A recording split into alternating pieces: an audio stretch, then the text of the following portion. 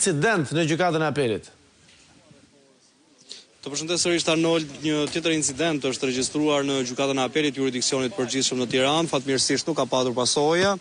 Punonësit e sigurisë dhe stafi i gjykatës kanë njoftuar policinë për të shmangur çdo situatë eventuale dhe gjithçka është rikthyer në normalitet tashmë pas shoqërimit të një toriu i cili identifikohet si Gentian Mali,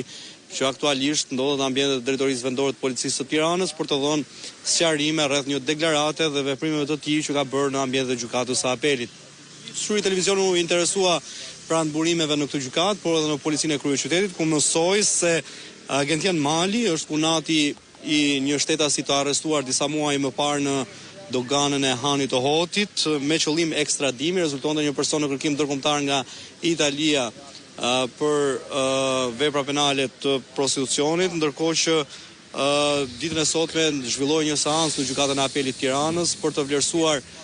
një ankim të bërë nga ky shtetas lidhur me ekstradimin e tij ose jo dhe sa i takon kushteve të caktimit masës së sigurisë. Në nisje të seancës janë futur palët që lejoheshin në seancë, e cila zhvillohet duhet theksuar me dyert të mbyllura dhe nuk lejohen antar të tjerë, qoftë edhe familje, nëse nuk janë të autorizuar nga gjykata, dhe Gentian Mali ka qenë një nga persona që ka tentuar të futet në sallën e gjyqit për të ndjekur nga afër seancën ndaj kunatit të tij. Roja e sigurisë e ka ndaluar këtë shtetas dhe i ka bërë të ditur që nuk lejohet për të marrë pjesë në seancën me dyert të mbyllura, ndërkohë që shtetasi Gentian Mali është drejtuar me fjalët jeni për të vrarë të gjithë, përfshirë avokat, gjyqtar, prokuror,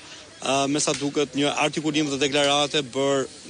shkak të pakënaqësisë që nuk u lejuar të futen në ambientet e gjykatës. Megjithatë, antarët të gjykatës, stafi i saj kanë njoftuar uniformat blu ku kanë mbërritur një patrullë dhe ka marrë këtë shtetas duke e shoqëruar në ambientet e policisë për të marrë deklarimet e tij dhe për të verifikuar nëse kemi të bëjmë me precedent të rrezikshëm apo ka qenë një deklarate bërë thjesht në kushtet e pakënaqësisë ndaj komunikimit dhe përballjes me antar gjykatës. Arnold dua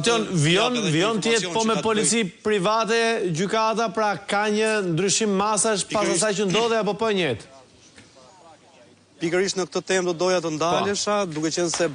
po flasim fiks pas 5 ditësh nga një ngjarje e rëndë që të rënditi kryeqytetin, por jo vetëm.